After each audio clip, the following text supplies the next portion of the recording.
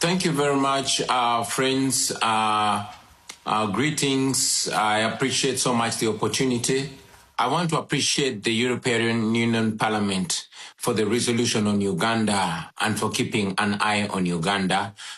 We don't take it for granted. Every time we see development partners keeping an eye on what is happening here in Uganda. We also recognize that the EU is an important partner to Uganda, and we intend to maintain and also improve this partnership and this cooperation. We would also love to see this relationship happening between the people of Uganda and the European Union, not just General Museveni's illegitimate military regime. I'm still on the run. I'm still in hiding because of the continuing threats on my life since what happened on the 16th of January when my house was, my compound was raided and I fled my house. And also the following raid that happened on the 23rd of January, where my wife was assaulted and my family members were assaulted, and the military took over my home, which the military still occupies to the present day. My home is surrounded and the military is in charge of it now.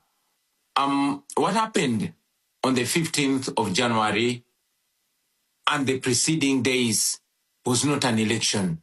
It was a military operation, and I'm very glad that it was clearly stated during the debate in the European Union Parliament.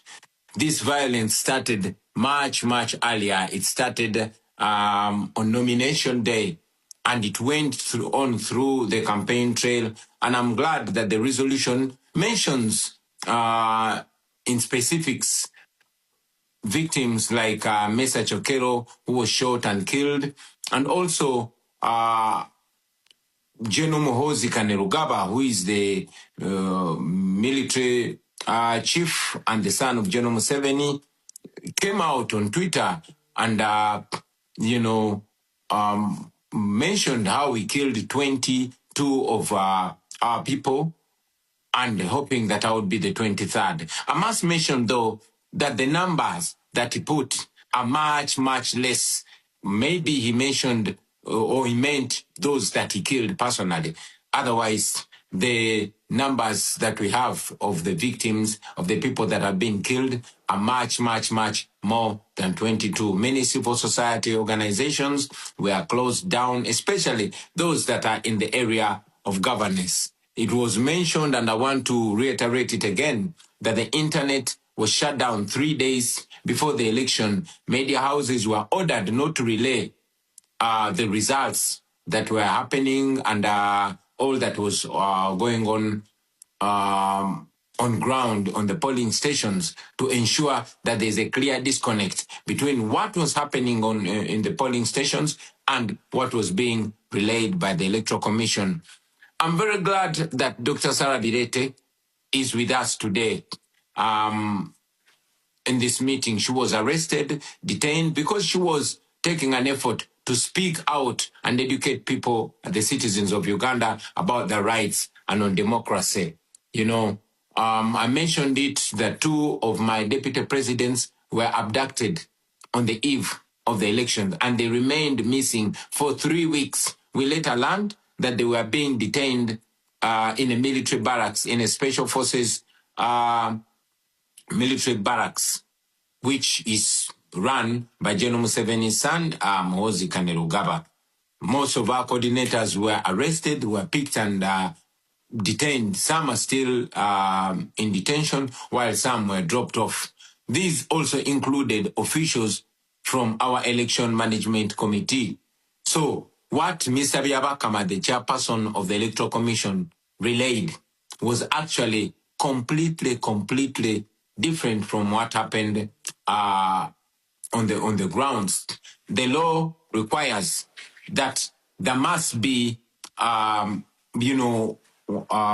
coordination in the tallying of the results. That did not happen.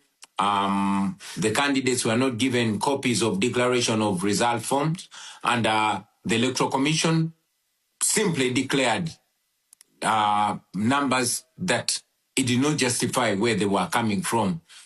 As we speak, we are still demanding that the Electoral Commission uploads the declaration forms so that the nation can be able to follow in transparency, so we can be able to compare the evidence that we have, the declaration of result forms that we have, to what was paraded by the Electoral Commission. But up to now, they have not uploaded the results on the internet like it's supposed to be. Somebody may ask, why then didn't we go to court?